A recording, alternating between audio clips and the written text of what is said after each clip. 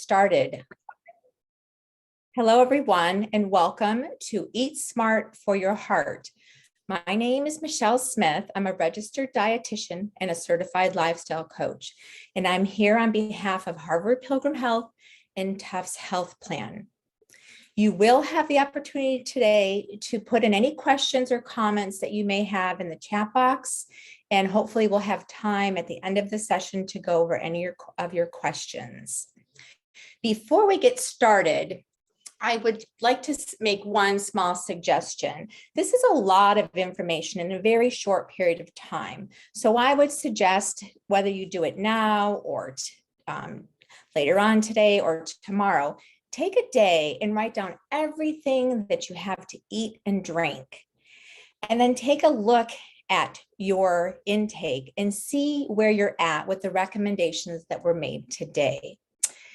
What you want to do is assess where you're at now and then make small, realistic, measurable, attainable changes. And then that way you will be much more successful at attaining your goals as far as eating smart for your heart. So let's get started.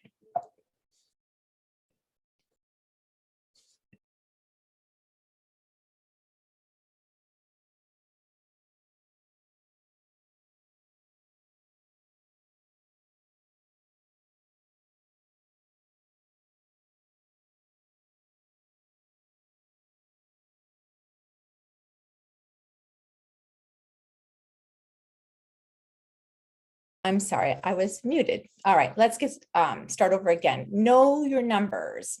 So make sure that you know what your blood pressure is. An optimal blood pressure is under 120/80. 1 in 3 Americans are pre-hypertensive and don't know it, and it's because there aren't any signs or symptoms. So know what your blood pressure is. Know what your LDL cholesterol is. So make sure your LDL is under 100. The maximum is 130. So if you have a family history of heart disease or you have had heart disease, you want your LDL below 100. LDL is the one that builds up cholesterol in the arteries. Then your HDL, that's the healthy cholesterol. That's the one that removes plaque from the arteries. And that's the one we want a little bit higher, anywhere between 40 and 75. So for men, you want your HDL over 40, and for women over 50. And eating habits and lifestyle can actually help increase that number. Triglycerides, the goal is to keep it under 150 milligrams. Triglycerides come from consuming more carbohydrates than your body uses for energy. So make sure you know your numbers. All right, risk factors. We have uncontrollable risk factors and those that we can control. Those that we cannot control is our age, family history, being African American or pregnant. Family history plays 20%, a 20% role in heart disease. So if you have a father who's developed heart disease under the age of 50, you're at greater risk. And if your mother developed heart disease under the age of 60, again, you are at greater risk. So all the more reason to make an active effort to change your lifestyle in a positive way. Things that we can control. Now, I'm not talking about weight here. Let's talk about waist circumference. This is something that's typically not measured in the physician's office. Don't be afraid to ask, but waist circumference, that adiposity, the visceral adiposity in the waist, it's what contributes to hypertension. It's what contributes to metabolic syndrome and heart disease. So know what your waist circumference is. For women, keep it under 35, and for men, keep it under 40. Do not go by your pant size. And again, you feel free to ask your practitioner to measure your waist circumference. Very important. Medications can be controlled. They may alter our numbers. They may affect our heart. So make sure that you're familiar with what you're taking and how it affects your health. Physical inactivity can contribute to heart disease. So stay active. Consuming too much salt, a high-fat diet, highly processed foods, too much alcohol, smoking, stress, inadequate sleep, knowledge, or attitude. Keep a positive attitude.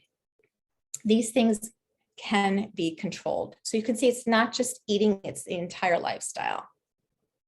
All right, so eating healthy for our heart, what are the benefits? Of course, we're talking about decreasing a risk of coronary artery disease. So it improves blood lipid level. All these foods we're going to talk about play a positive role in your health. Okay, decrease inflammation and blood clotting, improves insulin sensitivity, improves sleep, believe it or not. A lot of these foods that we'll be talking about can actually increase your melatonin levels. That's what aids in our sleep, improves our mood. Again, these foods that we'll be talking about increase your serotonin levels. So if you're struggling with a little melancholy or seasonal affective disorder, eating these foods will actually improve your mood, makes you less vulnerable to stress, and it can actually decrease or eliminate medication and medical expenses. So it'll save you a lot of money in the long run, because if you end up with heart disease, it can be a very expensive diagnosis to maintain. All right, so how do we go about this? So you've probably heard of the Mediterranean lifestyle or Mediterranean diet. I like to call it more of a lifestyle. It incorporates physical activity, eating and staying engaged with family, staying social. But you can see this pyramid, they're encouraging more whole grains, least processed foods. So whole grains, lots of fruits and vegetables, more healthy fats such as olives, olive oil, avocado, and lean proteins and fish. There's another lifestyle that's very beneficial as well, and that's the DASH lifestyle. It stands for the Dietary Approach to Stop Hypertension. Now, I don't know about you, but I'm a very visual person, and I find that these visual aids are very helpful. And we will go through all these foods and how to fit them in. But you can see that these two lifestyles are very similar, where they're encouraging lots of fruits and vegetables and lots of whole grains, more whole foods, less processed. Okay, and these benefit our heart. So let's start with fruits and vegetables. I'm sure you remember your mother always encouraging you to eat your fruits and vegetables. Well, the guidelines are 5 to 9 servings a day. The Mediterraneans, they were eating 9 to 13 servings a day. How they fit them in, I don't know. But the average American is only taking in about 3 servings of fruits and vegetables a day. And the majority of it's coming from fruit. Why? Of course, because it's nice and sweet. All right, so the rule of thumb is 5 to 9 servings a day. So again, like I said, take a look at where are you at? How many servings of fruits and vegetables are you eating in a day? The goal would be about 2 cups of fruit minimum and 3 cups of raw vegetables, or 1.5 cups cooked. If you take a cup of raw vegetables, it cooks down to about 1/2 cup. So what does your lifestyle look like? Are you eating enough fruits and vegetables? How can you fit them in? What do you like that's raw or frozen or steamed or roasted? And make sure that you eat a variety of colors, because there's so many different antioxidants, phytochemicals in there that really benefits our health, not only heart health, but cancer prevention. So they're anti-inflammatory, they're loaded with fiber, so they fill you up, they digest slower. So the whole fruit and vegetable would be much better than in a juice form, because you'll get the pulp and the fiber from the whole fruit. Lowers your cholesterol. They're loaded with potassium. So this is where the DASH diet comes into play, encouraging more fruits and vegetables first, because they're high in potassium. They do contain some calcium. For instance, the dark green leafies provide you with calcium, which helps in lowering the blood pressure and keeping it at bay. They're very nutrient dense. And again, fruits and vegetables help with increasing your serotonin levels. They're mood stabilizers. So this is one thing to ask yourself: are you eating enough? And if not, how can you increase your fruit and vegetable intake? The next essential food group is whole grains.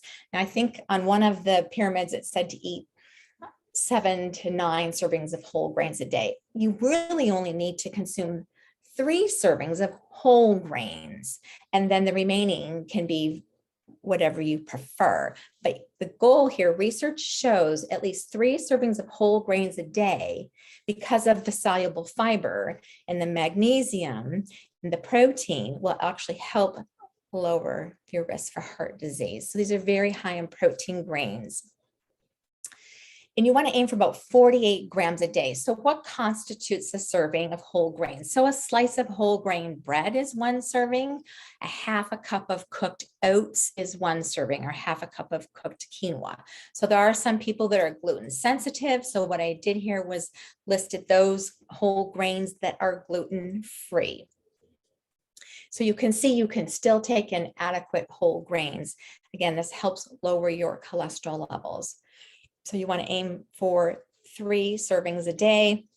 You want to look for, in order to determine if something is classified as a whole grain, is a stamp that's posted here in the middle of the page will be on that label. And that's how you know it's a whole grain. And typically you'll see where it says excellent source, it'll give you the number of grams of whole grains. So we want to aim for about 48 grams of whole grains a day. And you can fit that in very easily. If you have a half a cup of oatmeal at breakfast, that will provide you with about 40 grams of whole grains. And then let's say you had a slice of Dave's multi-grain bread, which probably gives you, I think it's around 20 grams. So you can see it's very easy to fit in your whole grains for heart health. So again, take a look at your day. Do you eat at least 3 servings? If not, that might be one goal to work on. Beans and legumes. This is something that even myself, I'm still trying to work on. This is one of my goals, fitting in more. This is a great part of the Mediterranean diet and the DASH diet. The Mediterraneans, they would eat beans or legumes daily. Research is showing just 3 times a week is sufficient, and the serving is a half a cup cooked. Peanuts are classified as a legume. So if you have peanut butter or nuts, around 2 tablespoons per day. We will be talking about fats and nuts, but you still need to be mindful of the portions because they are very calorie dense. Okay. So do you eat 3 servings of beans or legumes a week? If not, how can you fit them in? Can you fit them in at breakfast, lunch, snack, or dinner? They're loaded with fiber, so they're really filling. They're going to, they'll absorb slower, so they won't spike your blood sugar. They're loaded with protein. They do contain some great nutrients such as potassium and iron and calcium. They'll help lower your cholesterol, meaning they'll remove the cholesterol just like oatmeal will, because it's a soluble fiber. Any of the foods that are high in soluble fiber binds to the cholesterol that's in your body and helps eliminate it through the bowels. So you can decrease your cholesterol level with what you eat. Lowers blood pressure, reduces oxidative stress. There's research out there that eating beans 3 times a week will actually help in reducing plaque buildup in the blood-brain barrier of the brain and the heart, of course, and then improves insulin sensitivity. All right. The other thing to think about, or food groups to think about, is protein and dairy products.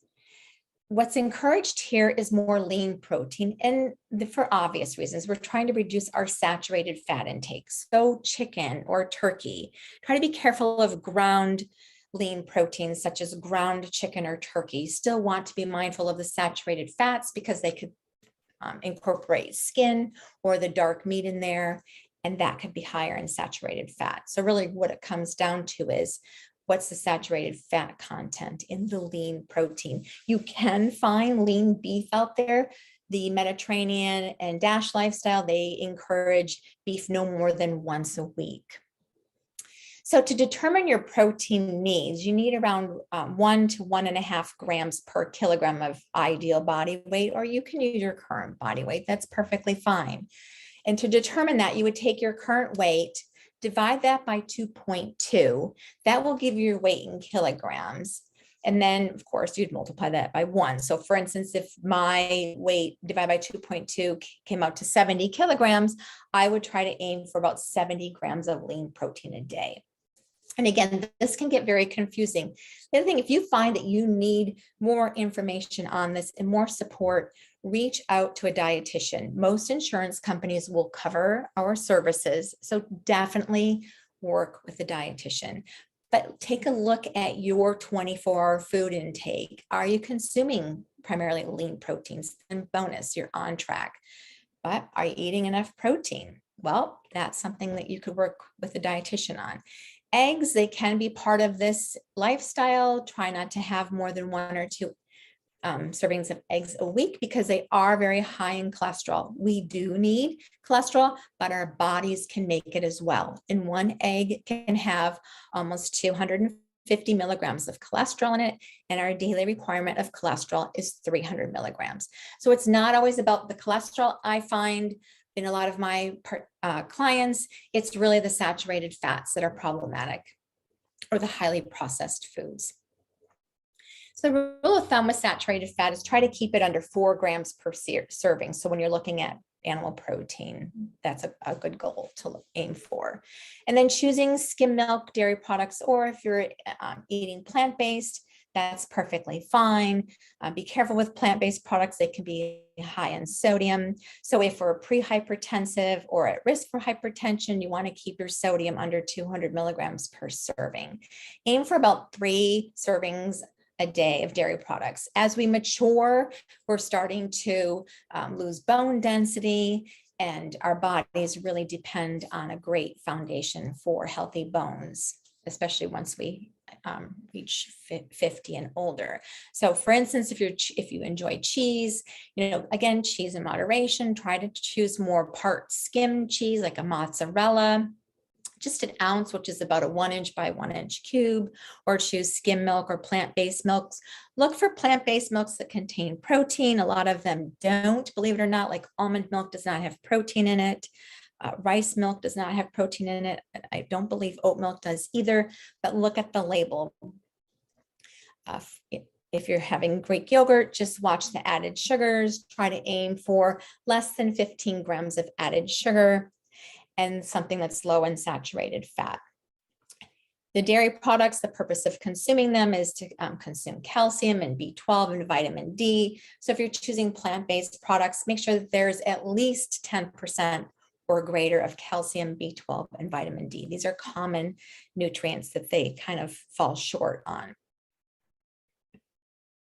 All right, and fat facts. Yes, we do need fat. But again, we don't need a lot of fat. And research is showing that plant-based eating, less processed foods is much more beneficial for those of us who are trying to prevent heart disease and diabetes. So yes, we can incorporate fats into our diet, but try not to have more than 2 tablespoons per day. Think about when you're in a social event or when you go out to eat, and pay attention to how the mouthfeel of the food. Is it greasy? Does it or watch people cook with oil. They use it like it's, okay, this is healthy. I can put it on my salad. I can cook my meat in it. I can add it to my pasta. That can be too much. Okay. So try not to consume more than 2 tablespoons per day of the healthier oils. The healthier oils would be things like monounsaturated fats, such as olive oil, certain nuts like almonds, walnuts, peanut butter, avocados, olives. Those monounsaturated fats actually decrease the LDL, the cholesterol that builds up plaque in the arteries. Then the omega-3 fatty acids are another fat that you want to try to incorporate into your lifestyle. So fish like salmon, tuna, bass, mackerel. If you don't like fish, you can certainly incorporate omega-3 fatty acids in through plants such as flax seeds or walnuts, soy, or chia seeds. The omega-3 fatty acids actually increase your HDLs. So those are the ones that remove the plaque from the arteries.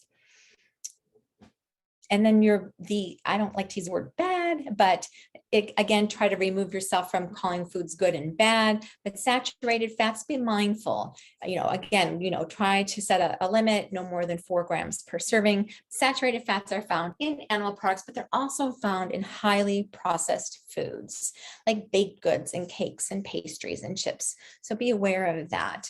Those can increase your LDL levels. Fish and fish oil supplements.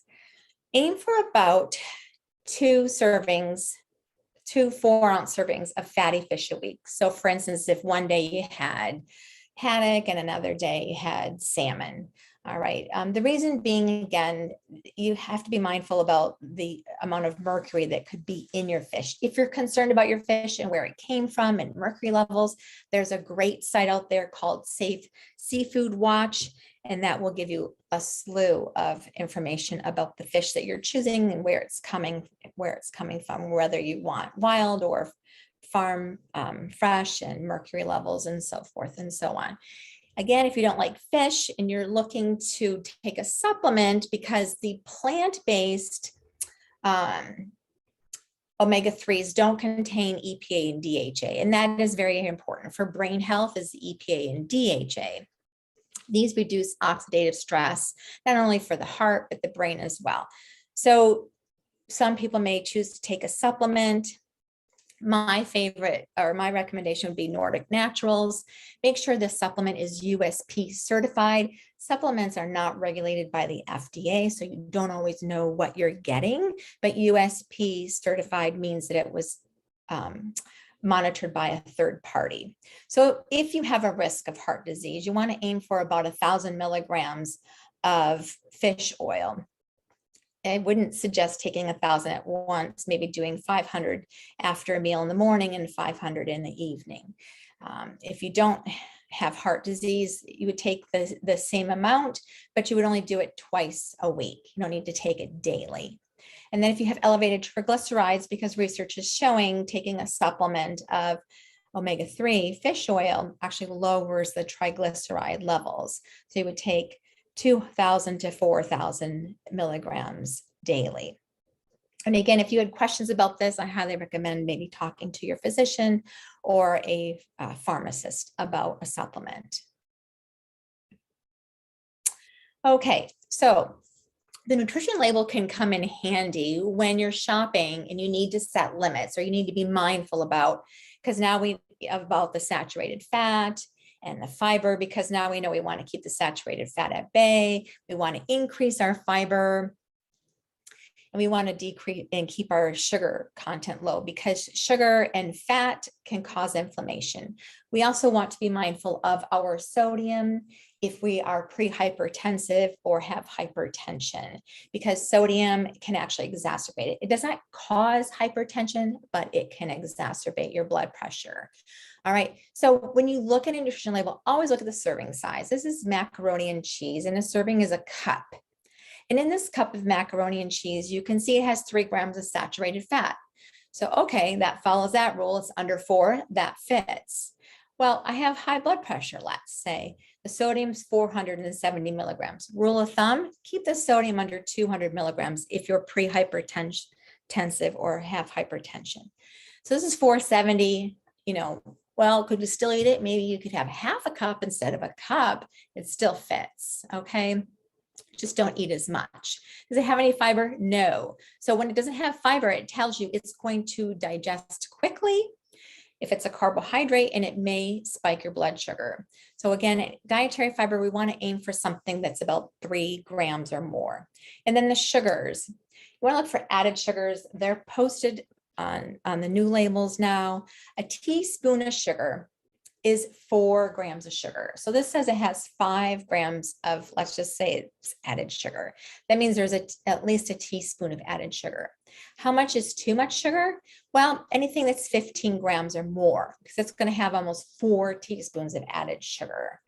Okay, so you want to be mindful about the added sugars. So those are the key nutrients that you would look for. If you're interested in potassium or so forth and so on, that's down below under the micronutrients where it says vitamin A and C. Anything 10% or more. So for instance, you can see calcium, it says it's 20%. 10% or more is a good source. All right, so again, keep it simple. Does your plate look like this? Take a look at your 24-hour food intake that you maintained. At lunch and dinner, are you having at least a half a cup to a cup of fruit? Are you having about a cup of skim milk? Is half your plate filled with colorful vegetables? Do you have a half a cup of whole grain or a starchy vegetable? One thing we didn't mention was things like sweet potatoes and squash and white potatoes. Those are what we call starchy vegetables. And they too are very nutrient dense and contain lots of fiber. And then lean protein. Does your plate look like this at lunch and dinner? Guess what? We can all eat this at breakfast, lunch, and dinner and maintain a healthy weight. So to me, this is a very good visual to keep on hand. Okay, so we can't leave out physical activity. I mean, eating alone it will help with maintaining a healthy heart or preventing heart disease, but it works in a synergy with activity and stress and sleep. So keep that in mind. So here's the guidelines for physical activity. Rule of thumb is about 30 minutes, 5 days a week. Vigorous, intense is something where you can barely have a conversation. That's 20 minutes a day, 3 times a week. And then make sure you fit in that strength training at least twice a week, because that's good for bone health and it keeps you strong. Other lifestyle changes to think about in regards to heart health. If you smoke, join a support group and try to quit. If you have diabetes or if you're pre-diabetic, try to prevent it or manage it. There's a great program out there called Diabetes Prevention Program. It's supported by the CDC, and most insurance companies are covering it. If you think you're pre-diabetic, definitely reach out. Some of the YMCAs are providing it, some of the hospitals, and some of the healthcare companies are providing that program, and it's free. It should be free. Remember, maintain a healthy waist circumference. Men, keep your waist under 40 inches and women keep it under 35. And you would measure that again, basically you would use a pliable tape measure and measure just below your belly button to see what your waist circumference is. Reduce sit time. This too is very important. If you're not into exercising, if you're not into the gym, do what you enjoy. Again, everybody's different. Take a look at your sit time one day and see if you can reduce it.